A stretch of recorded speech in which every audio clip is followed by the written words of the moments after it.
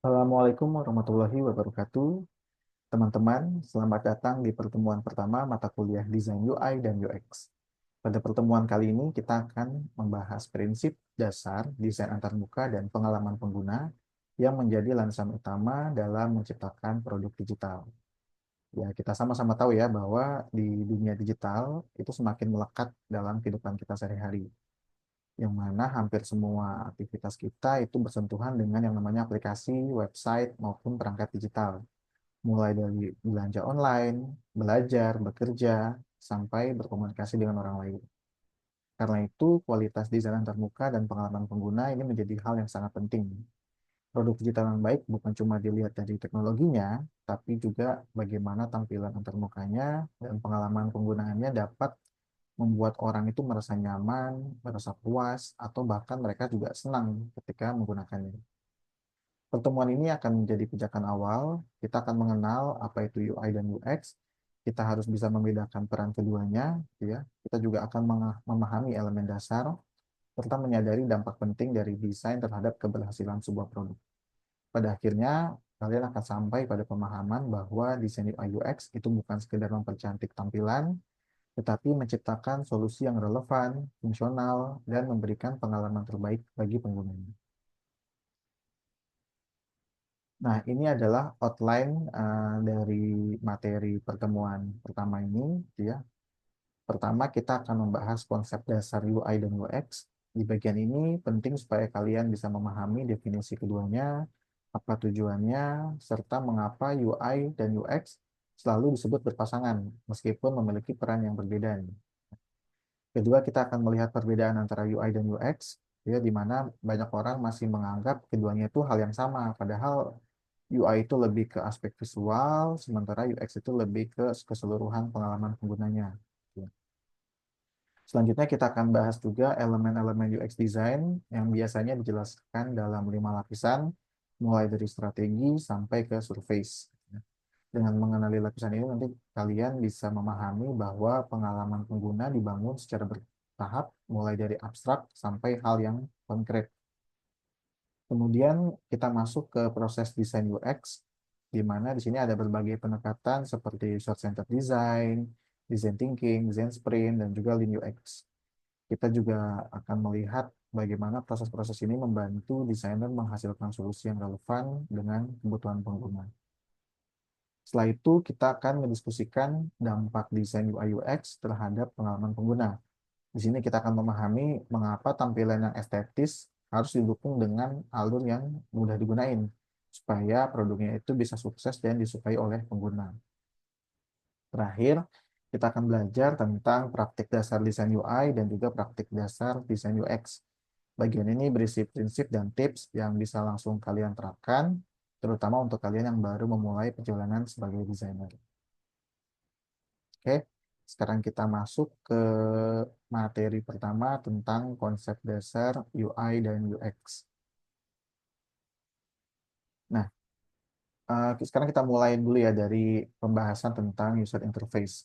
UI atau user interface itu merupakan aspek dari desain yang berfokus pada tampilan visual dan elemen interaktif yang ada di layar. Jadi bisa dibilang UI ini apa yang langsung terlihat oleh mata pengguna atau apa yang pertama kali mereka gunakan untuk berinteraksi dengan sebuah aplikasi ataupun website.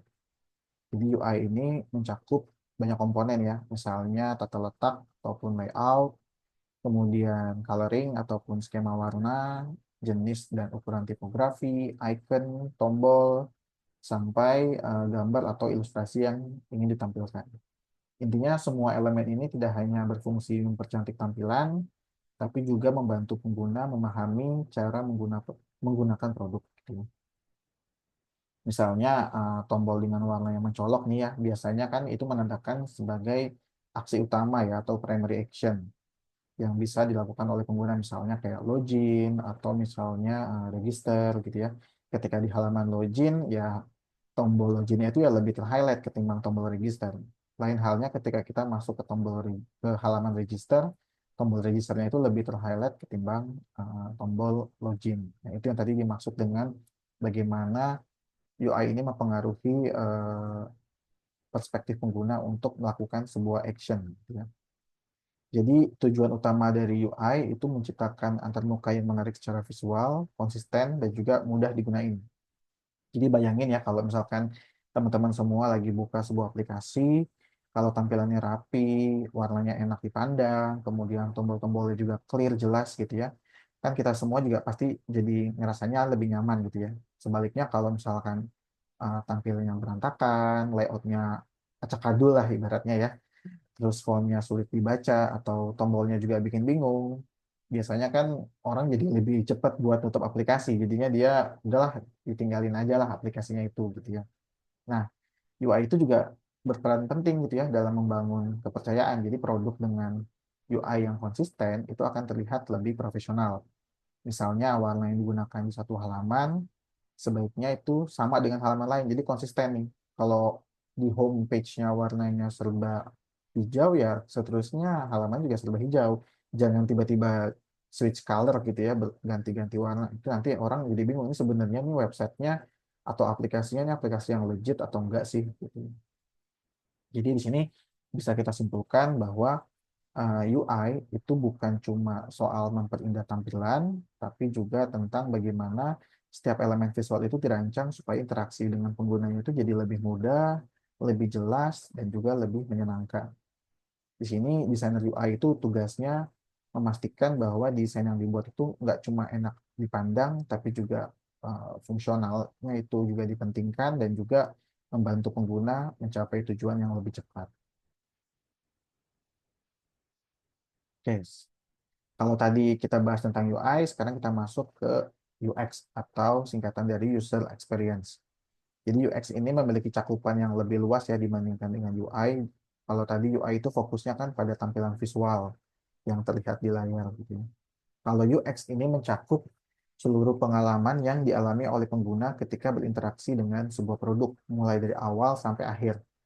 Jadi UX ini dia bisa dibilang menjawab pertanyaan seperti apakah produk ini mudah digunakan, apakah fiturnya ini sesuai kebutuhan, apakah pengguna ini bisa mencapai tujuannya dengan lebih cepat gitu ya, atau bagaimana perasaan pengguna setelah menggunakannya. Jadi UX itu bicara bukan cuma tentang tampilan, tapi tentang fungsionalitasnya, tentang kenyamanannya, dan juga tentang kepuasan pelanggan. Nah, ini misalnya ya, kalau teman-teman pernah buka aplikasi e-commerce atau aplikasi belanja online, kalau UI-nya itu bagus, tampilannya rapi, warnanya menarik, itu udah cukup ngebantu tuh. Tapi kalau proses pencarian produknya itu susah, keranjang belanjanya juga susah ditemuin, gitu ya, atau pembayarannya gagal berkali-kali, kan experience kita jadi lebih buruk gitu ya. Kita jadi ngerasa ya, aplikasinya itu nggak jelas atau aplikasinya itu nggak bikin nyaman gitu ya. Nah itu tadi perannya UX. Jadi dia itu harus bisa memastikan seluruh perjalanan pengguna mulai dari dia buka aplikasi, mencari barang, kemudian nambahin ke keranjang, sampai check out dan pembayarannya itu bisa berjalan lancar dan juga menyenangkan. Nah, UX ini juga kaitannya erat ya dengan yang namanya riset pengguna. Jadi kalau seorang desainer UX itu mereka harus bisa memahami siapa pengguna produknya, apa kebutuhan mereka dan hambatan apa yang mereka hadapi. Biasanya tuh kayak gitu. Jadi dengan adanya empati seperti itu, desainer itu bisa merancang alur interaksi yang benar-benar sesuai dengan konteks pengguna. Jadi bukan sekedar asumsi pribadi aja kayak gitu. Nah, selain kegunaan, UX juga dia memperhatikan aspek emosional ya. Jadi produk yang didesain dengan UX yang baik itu dapat membuat penggunanya jadi merasa lebih puas, merasa lebih senang, bahkan saat gunainnya juga jadi lebih enak gitu, jadi lebih bangga gitu ibaratnya. Tapi sebaliknya kalau UX-nya itu buruk, itu bisa bikin frustasi, kemudian bikin kesel dan bikin orang-orang jadi ninggalin aplikasi atau produk yang ada kayak gitu ya. Nah, jadi itulah tadi teman-teman ya, perbedaan utama dari UI dan UX. Kalau bisa kita ringkas, UI itu tentang apa yang kita lihat dan yang disentuh oleh pengguna gitu ya. Kalau UX itu tentang apa yang dirasain oleh pengguna. Jadi memang UX itu lebih abstrak ya, benar-benar itu perasaannya ya, orang tuh nggak bisa melihat secara langsung perasaannya seperti apa gitu ya. Tapi kalau misalkan UI itu kan bisa kita lihat ya. Jadi UX itu memang hal yang jauh lebih abstrak daripada UI.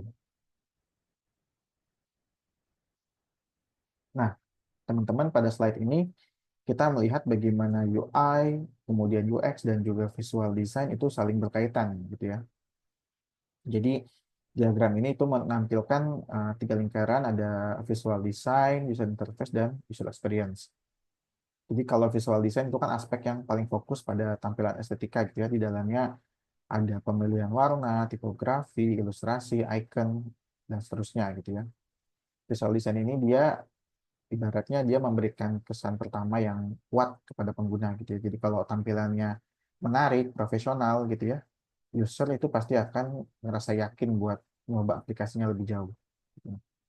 Nah, kalau UI ini berada di persimpangan nih antara visual design dan UX gitu ya. UI itu tadi mencakup apa yang dilihat sekaligus elemen interaktifnya. Jadi kayak tombol, form, menu navigasi, dan juga layout gitu. Sementara UX ini cakupannya paling luas nih gitu ya. Kalau teman-teman lihat di gambar juga ya. UX itu soalnya dia mencakup perjalanan penggunanya tadi seperti yang sebelumnya saya katakan. Jadi mulai dari pertama kali dia kenal produknya sampai ke penggunaan fitur-fiturnya. Nah, diagram ini mudah-mudahan ini bisa membantu teman-teman semua memahami bahwa eh, visual design itu sebenarnya cuma salah satu aspek dari UI gitu ya. Cuma sekian aspek dari UI gitu ya. Sedangkan UI sendiri itu merupakan bagian dari UX ya. Jadi walaupun tampilan visualnya indah, estetik gitu ya, itu nggak cukup buat bikin pengalaman penggunanya itu jadi lebih baik gitu ya. Jadi UX-nya tetap yang lebih penting. UX itu adalah payung besarnya yang menaungi semua elemen bisa dibilang. Jadi keberhasilan sebuah produk itu biasanya ditentukan dengan pengalaman penggunanya yang oke atau pengalaman pengguna yang baik. Jadi bukan cuma dari tampilan luarnya aja. Jadi dengan kata lain, desain yang baik itu harus menjaga keseimbangan antara visual, UI, dan UX. Gitu ya. Visual design yang memberi daya tarik, UI-nya memberi kemudahan berinteraksi, dan UX-nya itu bisa memastikan seluruh perjalanan pengguna terasa lancar dan memuaskan. Sekarang kita masuk ya ke perbedaan antara UI dan UX. Jadi intinya perbedaan UI dan UX ini kalau kita lihat seperti ini ya. Jadi UX itu what you feel when you use a thing, kalau UI itu what you use and do when you use a thing. Ya. Jadi kalau user experience itu bicara tentang apa yang teman-teman rasain, user rasain gitu ya ketika gunain sebuah produk. Misalnya kalau kita ngerasa nyaman, puas, bingung, frustasi gitu ya. Itu UX tuh. Jadi dia bicara tentang emosi dan pengalaman secara keseluruhan. Sementara kalau UI itu bicara tentang apa yang kita lihat atau kita lakukan ketika kita gunain sebuah produk gitu tadi ya. Contohnya kayak tombol yang kita tekan, menu yang kita buka, icon yang kita pilih, dan teks yang kita baca gitu ya. Nah, di sini ada perbedaan karakteristik dari UI dan UX secara lebih detail ya. Pertama dari tujuan dan orientasi, kalau UI itu berfokus pada keindahan visual dan kenyamanan interaksi di level antar muka, sedangkan UX itu memastikan bahwa produknya itu benar-benar berguna, mudah digunain, dan sesuai dengan kebutuhan pengguna. Kedua, dari sisi fokus kegiatan, kalau UI designer itu dia bekerjanya dengan elemen visual, kayak tadi warna, tipografi, icon, layout, gitu ya, dan ilustrasi. Sementara kalau UX designer itu ngelakuin riset pengguna, ngerancang alur interaksinya, bikin prototype, dan juga ngelakuin evaluasi secara berulang. Ketiga, dalam hal ruang lingkup, kalau UI itu terbatas pada komponen visual dan interaktif yang terlihat di permukaan. Kalau UX itu jauh lebih luas, ya. Dia mencakup struktur keseluruhan produk mulai dari strateginya, navigasinya, konten, sampai ke tampilan antarmukanya. Keempat, komponen kuncinya yang dikerjakan juga berbeda gitu ya. Kalau UI itu ada style guide, mockup high fidelity, icon, tipografi, dan juga animasi. Tapi kalau UX itu user research-nya, personanya, user journey, wireframe, prototyping, usability testing, sampai ke brandingnya. Terakhir dari tolak ukur keberhasilan, kalau UI itu diukur dari estetika visualnya atau konsistensi tampilan. Sementara UX itu diukur dari efisiensinya, kepuasan penggunanya, retensi, dan juga umpan balik selama penggunaan. Oke, sekarang kita masuk ke elemen-elemen dari UX design. Jadi di elemen UX design itu ada yang disebut dengan the five plans of UX design atau lima lapisan ya dari UX design. Bayangin kalau sebuah UX itu adalah bangunan, sebelum berdiri kokoh itu jadi harus ada fondasinya dulu yang harus diletakkan gitu. Jadi dalam desain pengalaman pengguna juga gitu ya. Kita mulai dulu dari strateginya, ruang lingkupnya, struktur, kerangka, sampai akhirnya permukaannya itu terlihat oleh pengguna. Jadi kelima lapisan ini itu saling berhubungan. Jadi strategi itu jadi dasar buat nentuin arah desainnya, lingkup itu mendefinisikan fitur dan konten, struktur itu mengatur alur dan informasi, kerangka itu mengatur tata letak detail, dan permukaan itu adalah atau surface itu adalah tampilan visual yang benar-benar berinteraksi dengan penggunanya. Nah, ini untuk lebih detail kita mulai masuk ke lapisan pertama dalam elemen UX yaitu strategi. Jadi pada lapisan ini desainer itu biasanya dengan tim menjawab pertanyaan mendasar seperti apa tujuan utama produk ini, masalah apa yang mau diselesaikan gitu ya, dan siapa pengguna yang menjadi sasaran dan apa kebutuhan mereka. Jadi strategi ini nggak cuma bicara tentang tujuan bisnis, tapi juga selaras dengan kebutuhan realnya dari pengguna gitu ya. Karena kalau nggak ada strategi yang jelas, desainnya itu jadi kehilangan arah gitu ya. Jadi nggak ada tolak ukurnya buat dijadikan dasar ketika kita mau ngambil keputusan. Nah, misalnya kalau sebuah tim gitu ya pengen bikin aplikasi transportasi online gitu ya, strateginya kan harus jelas ya. Tujuannya untuk memudahkan mobilitas harian atau buat membantu perjalanan jarak jauh atau buat segmen khusus nih kayak buat antar jemput anak sekolah gitu ya. Nah, dengan adanya strategi kayak gitu tuh kebutuhan penggunanya jadi bisa dipetakan lebih cepat gitu ya. Misalnya oh kebutuhannya itu untuk kemudahan pemesanan, transparansi biaya dan keamanan perjalanan. Terus sampai sekarang kita udah lihat gitu ya hasil produknya seperti Gojek ataupun Grab gitu ya.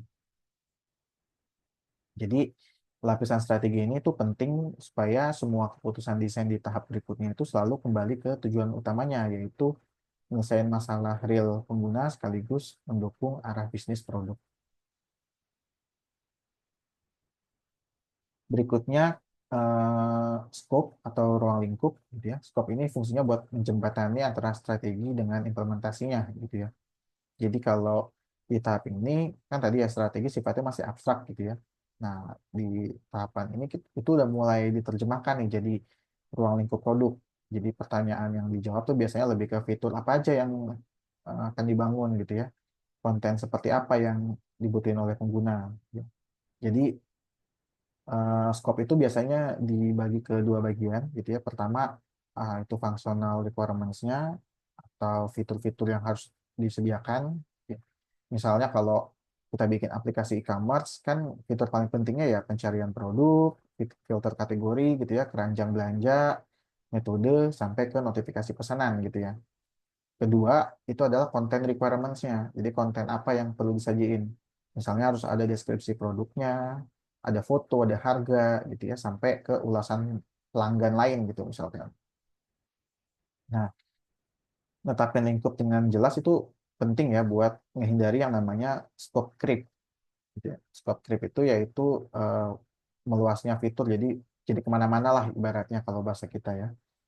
Jadi kalau nggak ada batasan yang tegas, sebuah tim itu bisa tergoda menambahkan fitur-fitur baru yang justru bikin produknya jadi lebih rumit, jadi nggak fokus, dan jadi lebih lama juga kelarnya kayak gitu.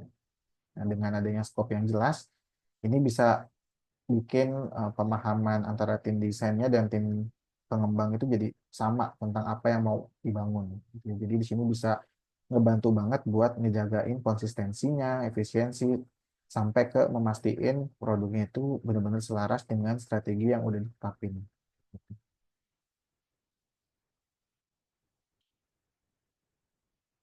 Lapisan berikutnya ini adalah struktur atau structure gitu ya.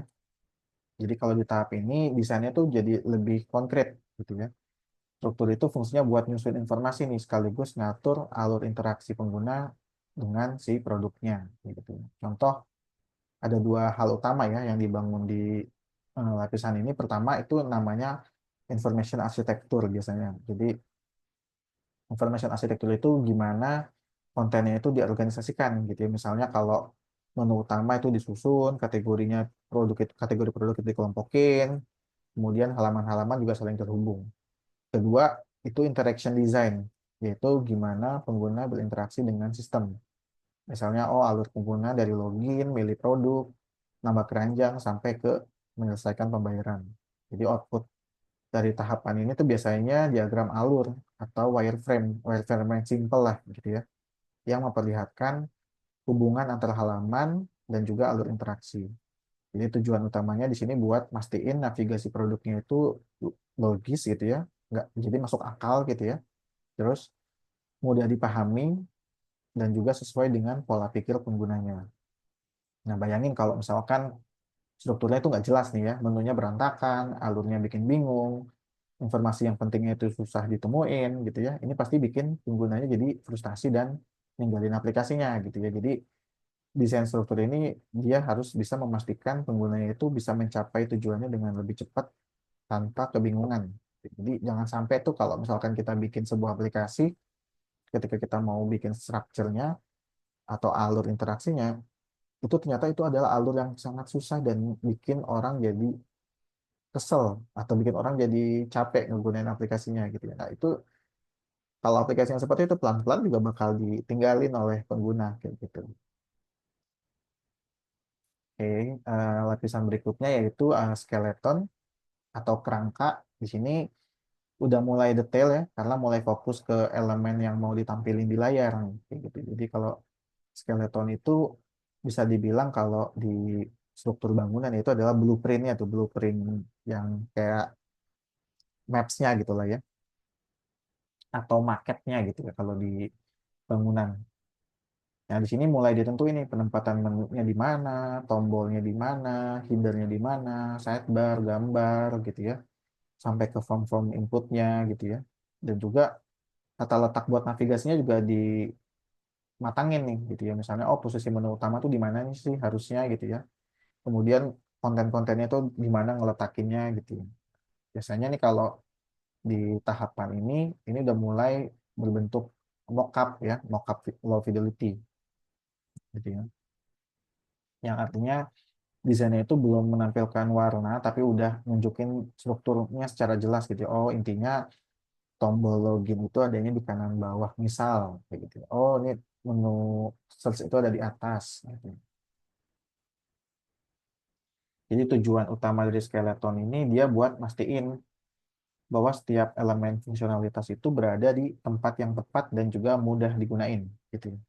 Contoh sederhananya kalau kita mau check out barang gitu ya, tombol beli barang itu kan berada di lokasi yang jelas terlihat gitu ya, bukan yang tersembunyi di mana-mana gitu ya. Jadi orang kalau mau belanja jadi lebih mudah gitu ya. Oh, tombol beli sekarang itu terlihat jelas warnanya mencolok dan kanan bawah lebih gampang dijangkau pula gitu kan. Itu contoh dari skeleton. Jadi skeleton yang baik ini bisa bikin penggunanya itu bisa berinteraksi dengan si UI-nya lebih efisien.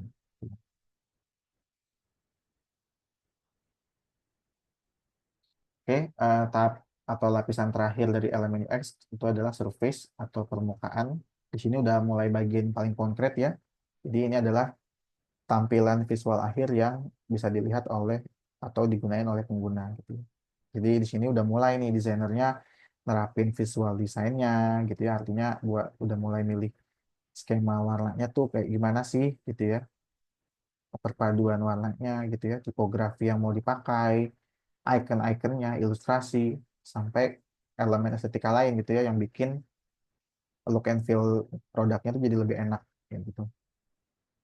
Jadi aspek brandingnya juga harus konsisten nih. Misalnya aplikasi itu punya identitas visual yang selaras dengan logo, warna khas, dan juga gaya komunikasinya. Jadi kalau kayak Tokopedia kan serba hijau gitu ya, Shopee itu serba orange, TikTok serba hitam merah gitu ya. Nah, hal-hal kayak gitu tuh yang bikin visual desainnya jadi lebih estetik, lebih enak dilihat gitu. Nah, di sini biasanya berhubungan dengan yang namanya aspek sensorik ya atau emosional. Jadi bukan cuma gimana produk itu terlihat, tapi bagaimana ketika kita ngegunainnya gitu ya. Jadi transisi antar halamannya juga harus mulus gitu ya. Ketika mau ngasih feedback gitu ya, itu apakah tombolnya itu gampang digunain gitu ya. Kalau atau misalkan animasinya itu bikin kesan yang menyenangkan gitu, misalkan kayak sukses kan centang gitu ya, ada pergerakan animasinya itu juga mempengaruhi ke emosional dari si penggunanya kayak gitu. Jadi yang perlu diingat, walaupun ini adalah lapisan terakhir dari UX, tapi keputusan desain itu nggak berdiri sendiri ya. Jadi semua keputusan visual itu harus ikutin arah yang udah ditetapkan di lapisan sebelumnya gitu. Jadi dengan begitu tampilan akhirnya itu nggak cuma enak dilihat, tapi juga mendukung fungsi dan tujuan produk. Jadi bisa kita bilang surface ini kayak wajah produknya lah, wajah yang menarik yang membuat orang itu tertarik buat nyoba.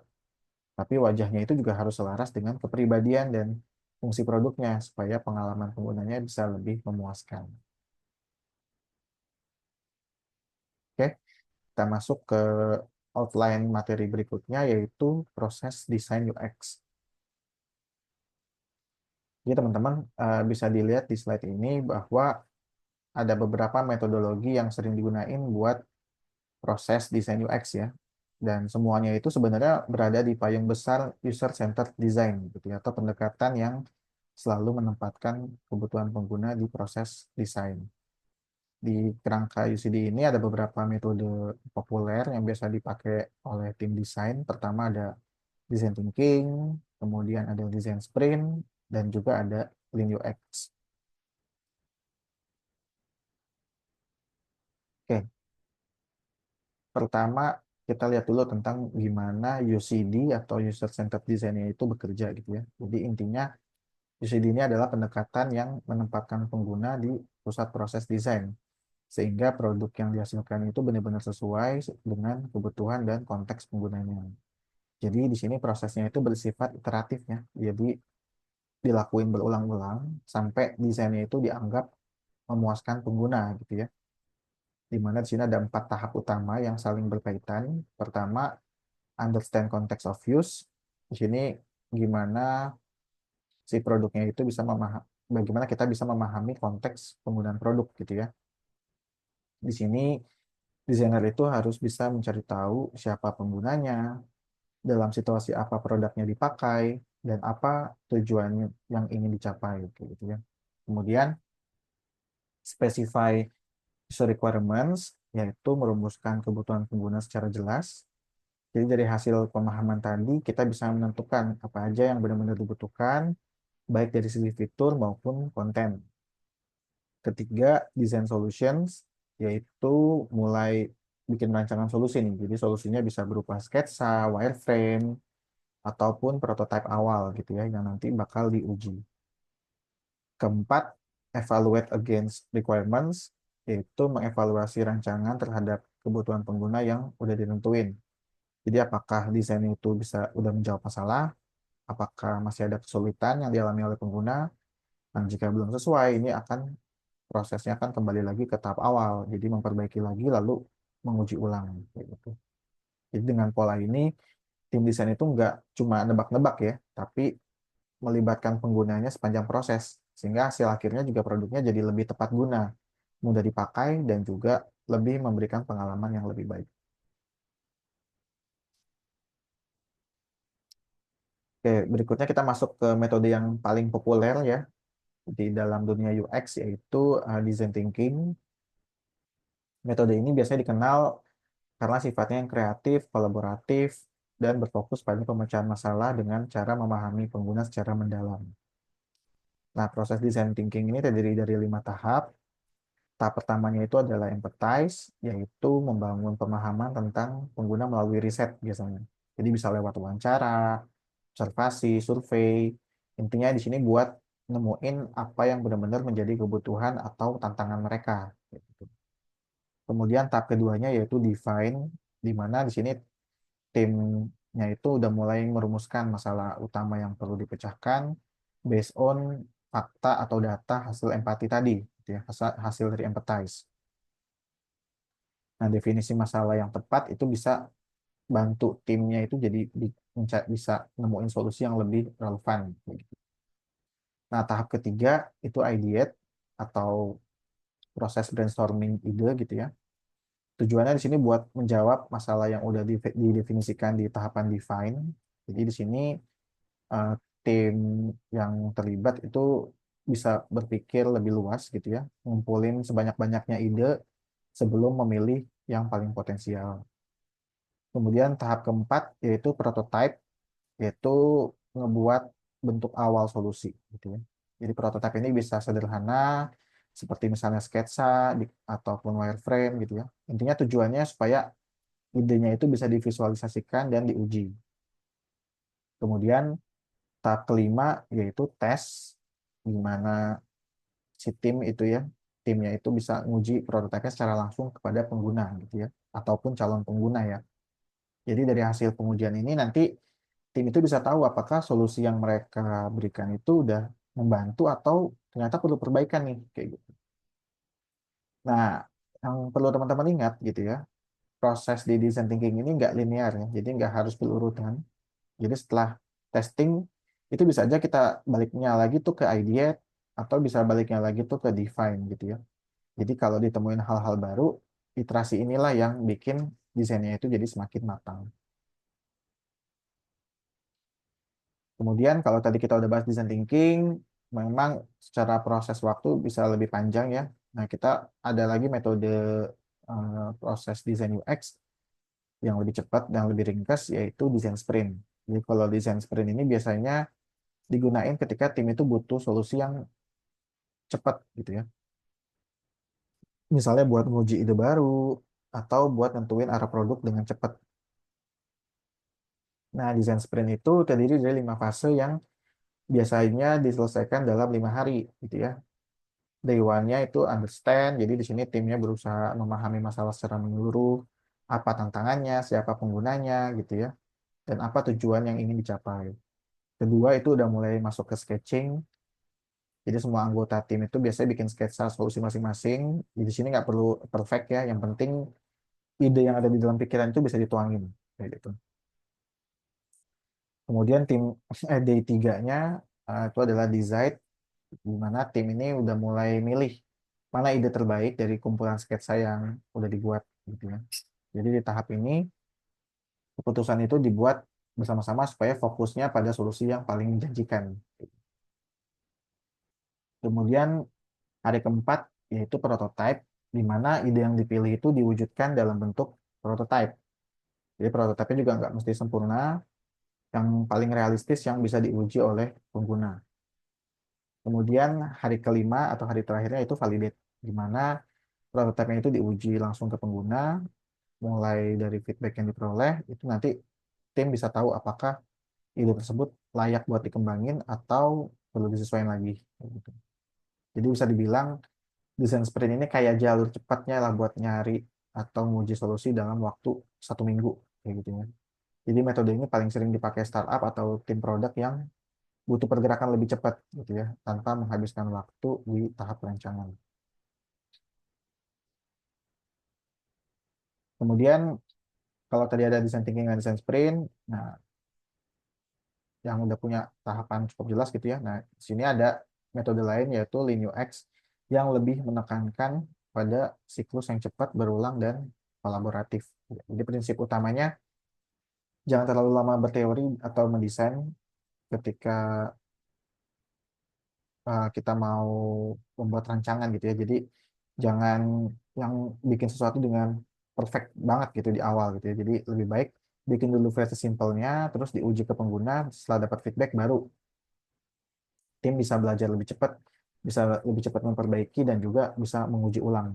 Jadi kalau di dalam proses Lean UX ini itu ada 3 kegiatan utama yang dijalanin berulang-ulang. Pertama sketch, jadi idenya langsung dituangin dalam bentuk sketsa, nggak harus rapi, yang penting bisa ngejelasin idenya itu apa.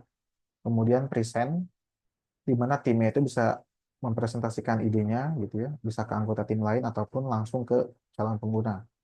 Kemudian ada kritik, di mana idenya itu bisa dapat masukan, kritik, feedback dari pihak lain, kayak gitu ya. Jadi setelah siklus kecil itu baru tuh masuk ke tahapan prototype, prototype yang divalidasi langsung ke pengguna, kemudian hasil validasinya bisa mengkonfirmasi kalau idenya sudah tepat atau justru bisa mengungkap masalah baru, kayak gitu ya. Setelah itu baru kembali lagi ke siklus awal, sketch, present, kritik, sampai solusinya benar-benar matang.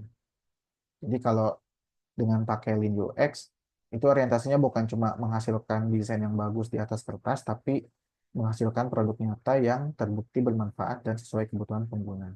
Jadi Lean UX ini sangat cocok kalau environment development-nya itu pakai agile kayak gitu ya. Jadi kalau kita pakai agile gitu kan, kita kan bikin fiturnya itu kan bertahap gitu ya, sambil terus diuji ke pengguna. Nah, Lean UX itu ya dia memang erat kaitannya dengan metodologi agile seperti itu. Nah, di dunia nyatanya namanya proses desain itu nggak harus dijalani secara kaku sesuai buku teks ya. Justru yang paling penting adalah gimana kita bisa nyesuaiin metode dengan konteks atau kebutuhan proyek gitu ya. Jadi desain itu bukan tujuan akhir, tapi alat bantu untuk menemukan solusi. Sehingga jangan terjebak pada aturan bahwa oh design thinking, design sprint, atau Lean UX ini harus dipakai persis seperti tahapan aslinya gitu ya. Bahwa, karena dalam praktek sehari-harinya seringkali pendekatan-pendekatan itu ya bisa dikombinasikan secara fleksibel gitu ya. Misalnya kita bisa pakai tahapan empathize dan define dari design thinking, terus kita lanjut ke prototyping cepat kayak di design sprint, terus kita juga bisa mengadop siklus validasi berulang dari Lean UX gitu. Jadi bisa dikombinasikan sebenarnya seperti itu. Yang nggak boleh dilupakan adalah kunci utamanya, yaitu kita harus tetap berfokus kepada pengguna sepanjang proses apapun kayak gitu ya. Jadi kita harus ngelibatin pengguna entah lewat wawancara, ngedesain bareng, atau lewat namanya usability testing. Sehingga dengan kita melibatkan mereka secara kontinu gitu ya, kita bisa memastikan desain yang dibuat itu benar-benar sesuai dengan kebutuhan mereka, sesuai dengan kebutuhan di dunia nyatanya kayak gitu. Nah, intinya sikap user centered ini harus selalu jadi dasar dalam setiap keputusan desain gitu ya. Bukan soal metode mana yang lebih hebat, tapi kita bagaimana sih ngegunain metode tersebut buat nyiptain pengalaman terbaik bagi pengguna. Nah, sekarang kita masuk ke dampak desain UI UX terhadap pengalaman pengguna. Nah, seringkali kita berpikir bahwa desain itu ya cuma soal estetikanya aja nih gitu ya. Padahal sebenarnya efeknya jauh lebih luas. UI yang baik itu emang akan membentuk kesan pertama yang baik buat pengguna gitu ya. Tampilan yang rapi, konsisten, estetik itu membuat orang lebih tertarik menggunakan aplikasinya gitu ya. Tapi setelah kesan pertama, UX lah yang bakal ngambil peran besar gitu ya. Karena UX yang baik itu bakal nentuin apakah penggunanya bisa mencapai tujuannya lebih mudah, lebih nyaman, atau bahkan malah sebaliknya kayak gitu. Nah, kombinasi UI dan UX ini yang dirancang dengan tepat itu bisa menghasilkan puasan pengguna yang lebih tinggi, bisa ningkatin loyalitas, dan juga bisa mendorong mereka buat merekomendasikan produk kita itu kepada orang lain. Nah, sebaliknya nih, kalau desain kita buruk, salah satu aja ya, antara UI atau UX-nya, misalnya tampilan berantakan, atau misalnya icon yang nggak jelas, atau dari UX-nya nih, misalkan bikin eh, susah gitu ya, untuk mencapai tujuan. Nah, itu bisa bikin user jadi lebih frustasi, lebih kecewa, dan akhirnya dia ninggalin produk kita, kayak gitu. Jadi, bisa kita simpulin bahwa UI UX itu bukan cuma soal cantik atau keren gitu ya, atau estetik, tapi benar-benar menjadi penentu apakah sebuah produk itu bisa sukses bertahan di pengguna atau enggak kayak gitu. Intinya pengguna-pengguna tuh pada banyak yang loyal atau enggak dengan produk kita. Kayak gitu. Nah, di dalam slide ini adalah contoh yang paling sederhana ya, yang bisa menggambarkan perbedaan antara UI dan UX. Jadi kalau kita lihat di sebelah kiri ada botol saus kaca yang klasik gitu ya. Nah, dari segi UI kan memang tampilannya bagus gitu ya, elegan, labelnya juga terlihat jelas, desain visualnya menarik gitu ya. Kalau secara tampilan ini kita melihat, oh ini botolnya berhasil ngasih kesan yang premium nih gitu ya. Tapi kalau kita bicara UX, botol kaca ini itu punya kelemahan gitu ya. Mungkin teman-teman juga pernah mengalaminya gitu ya. Jadi kalau kita mau ngeluarin saus gitu ya, karena ini kan saus ya produknya ya. Ini kita harus ngetuk-ngetuk nih bagian bawah botol atau ngegoyangin gitu ya. Dan itu bikin pengalaman penggunanya jadi kurang nyaman gitu ya secara nggak langsung. Apalagi kalau stok sausnya itu lebih sedikit gitu. Karena produk yang dimasukkan ke dalam botol kaca ini kan ini saus ya, sesuatu yang nggak seliquid air ataupun kecap gitu ya. Maka coba kalau teman-teman bandingin kalau dengan gambar yang sebelah kanan gitu ya. Kalau botol plastik yang diletakkan terbalik gitu ya. Secara UI mungkin jadi lebih sederhana ya, nggak terkesan semewah yang botol kaca gitu ya. Tapi dari segi UX-nya yaitu pengalaman guna ini jadi lebih praktis gitu ya. Dengan dipencet gitu ya, itu langsung keluar sausnya tanpa ribet si penggunanya. Nah, inilah yang jadi perbedaan penting bahwa UI itu adalah tentang gimana sesuatu terlihat, sementara UX itu adalah gimana kita ngerasain waktu kita ngegunain gitu ya. Dan keduanya yang jelas harus jalan seimbang nih, supaya produknya itu nggak cuma enak dipandang, tapi juga menyenangkan saat kita pakai.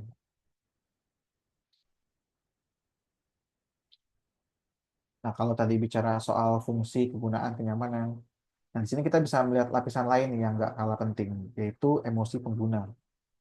Jadi UX yang baik itu bukan cuma sekedar bikin produknya itu bisa dipakai, tapi juga bisa menciptakan yang namanya momen delight, yaitu momen yang menyenangkan yang bikin penggunanya itu ngerasa connect dengan si produk gitu ya.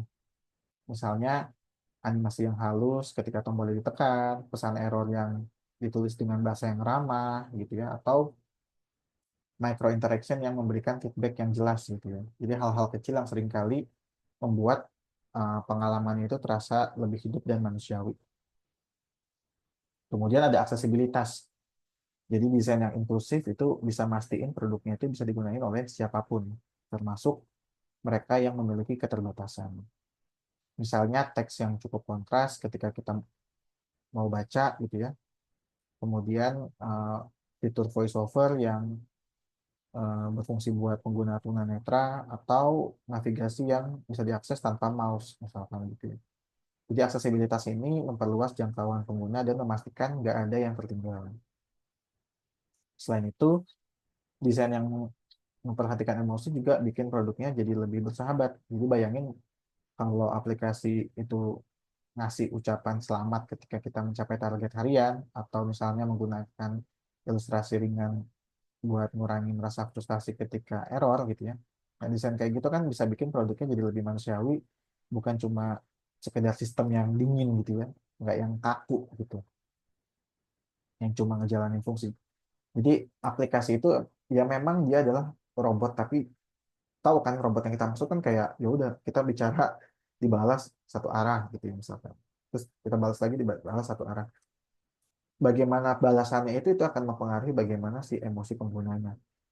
Jadi akhirnya bisa kita tarik kesimpulan bahwa investasi dalam desain UI UX itu pada dasarnya adalah investasi dalam kepuasan pengguna atau keberhasilan produk gitu ya.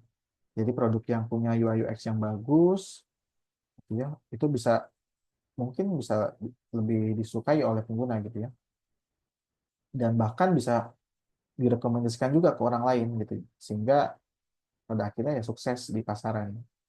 Jadi kunci utamanya tadi ya desain itu bukan sekedar tampilan, tapi pengalaman lengkap yang menyentuh aspek fungsionalitas, emosional, dan juga sosial dari si pengguna. Sekarang kita masuk ke praktik dasar dari desain UI, gitu ya. Jadi teman-teman dalam kita merancang antarmuka itu ada beberapa prinsip dasar yang sebaiknya selalu kita pegang ya, supaya produk digital yang kita develop itu bisa lebih mudah digunain dan juga lebih nyaman dipahami. Pertama, yaitu visibilitas dan umpan balik. Jadi sistem itu harus selalu ngasih informasi yang jelas tentang apa yang sedang terjadi gitu ya. Misalnya ketika kita menekan tombol, ada indikator loading, atau misalkan ada notifikasi kecil, supaya penggunanya itu tahu bahwa oh aksinya itu sedang diproses loh gitu ya. Kemudian kedua, konsistensi dan standar. Di sini artinya kita harus gunain pola yang seragam gitu ya. Kalau tombol submit di satu halaman itu pakai warna biru, ya sebaiknya di halaman lain juga gitu ya. Sehingga pengguna itu nggak bingung. Nah, si konsistensi ini bisa bikin produknya jadi lebih mudah buat dipelajari. Kemudian ada kontrol dan kebebasan. Di sini pengguna perlu merasa aman dan perlu perlu merasa aman dan nyaman gitu ya ketika menggunakan sebuah sistem. Misalnya ada tombol undo atau misalnya ada konfirmasi sebelum menghapus data gitu ya. Jadi dengan begitu mereka juga nggak takut buat ngelakuin kesalahan. Intinya sih ke situ ya. Kemudian ada pencegahan dan penanganan kesalahan. Jadi kesalahan itu bisa diminimalisir dengan desain yang baik. Misalnya ada validasi input di form gitu ya. Jadi kalau tetap terjadi error, pesannya itu harus disampaikan dengan jelas, singkat, dan mudah dipahami oleh pengguna gitu. Jadi bukan pesan teknis yang bikin bingung gitu ya. Kemudian desain sederhana dan minimalis. Jadi jangan terlalu banyak elemen yang nggak perlu. Jadi fokus aja pada apa yang penting. Jadi desain yang sederhana itu justru bikin lebih mudah pengguna dalam mencapai tujuan. Dan terakhir, pengenalan lebih baik daripada ingatan. Jadi jangan paksa pengguna buat ingat terlalu banyak informasi. Misalnya tampilkan opsi yang udah tersedia daripada mengharuskan mereka mengetik atau mengingat kode tertentu. Jadi kalau misalkan ini diminta untuk pilih eh, apa namanya, pilih unit organisasi gitu. Nah, kalau bisa ya ada fitur search-nya. Jadi atau misalkan dibuat drop down supaya mereka bisa milih kayak gitu.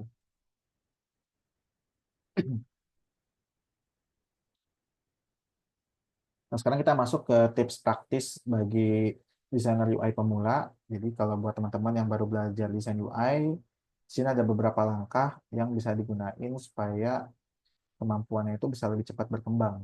Ya. Pertama, tiru desain yang baik. Jadi mulailah dengan niru desain aplikasi populer yang mendetail gitu ya. Jadi misalnya teman-teman suka aplikasi apa nih? Oh, aku suka TikTok, suka Instagram gitu ya. Atau suka aplikasi Flip misalkan. Nah, dengan cara ini nih, nanti teman-teman bisa lebih peka pada detail-detail kecil kayak jarak antar elemen, ukuran font, dan juga pemilihan warnanya. Kedua, lakuin analisis prinsip desain. Jadi nggak cuma niru, tapi kita coba pahami, oh kenapa sih desainer ini ngambil keputusan tertentu gitu ya. Misalnya, kenapa sih tombol utamanya dibikin lebih menonjol gitu. Oh kenapa sih teksnya itu diletakin di posisi tertentu gitu.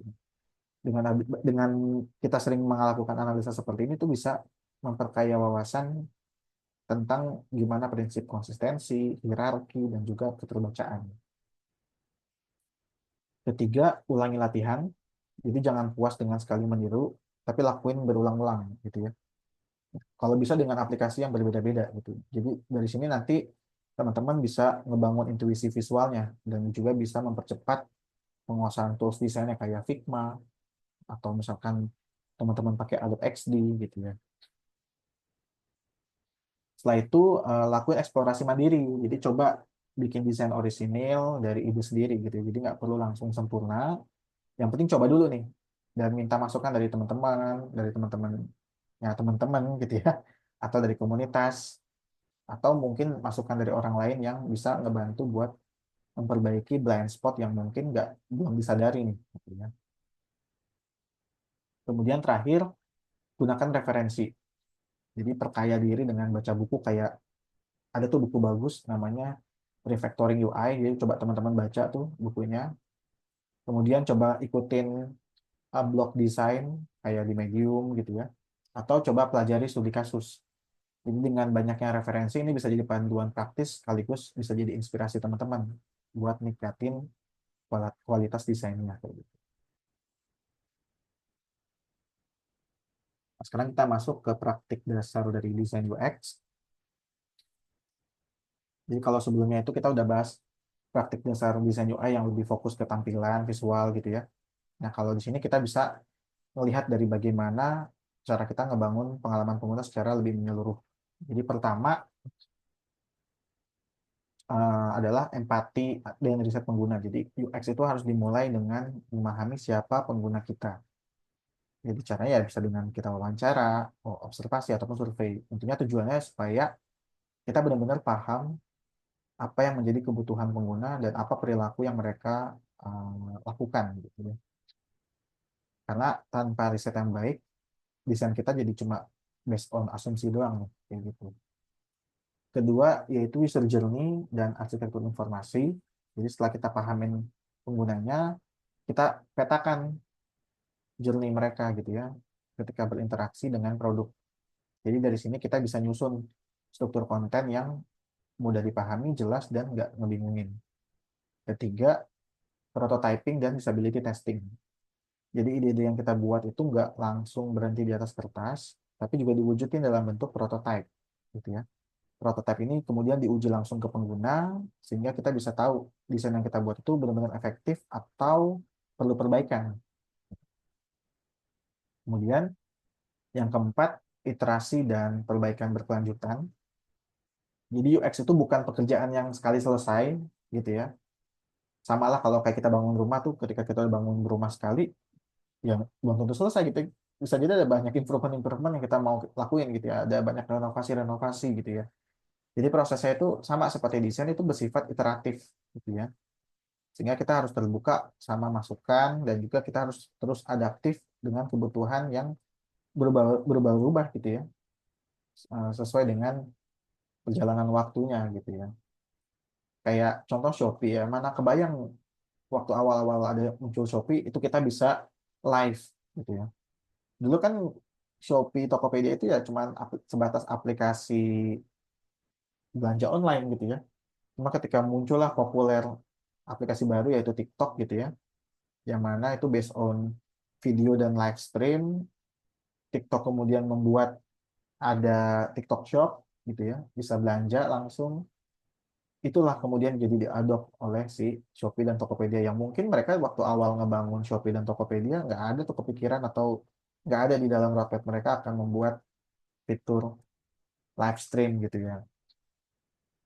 Ya tadi ya seiring dengan perkembangan zaman, aplikasinya ya harus adaptif gitu ya supaya nggak ditinggalin oleh pengguna.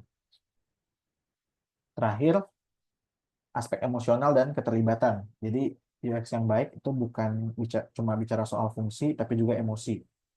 Jadi dengan nambahin tadi ya micro interaction, personalisasi, kemudian bahasa yang ramah, kemudian eh, yang humanis gitu ya. Kayak contoh tuh ada aplikasi Flip, kalau teman-teman tahu ya aplikasi Flip, Gojek.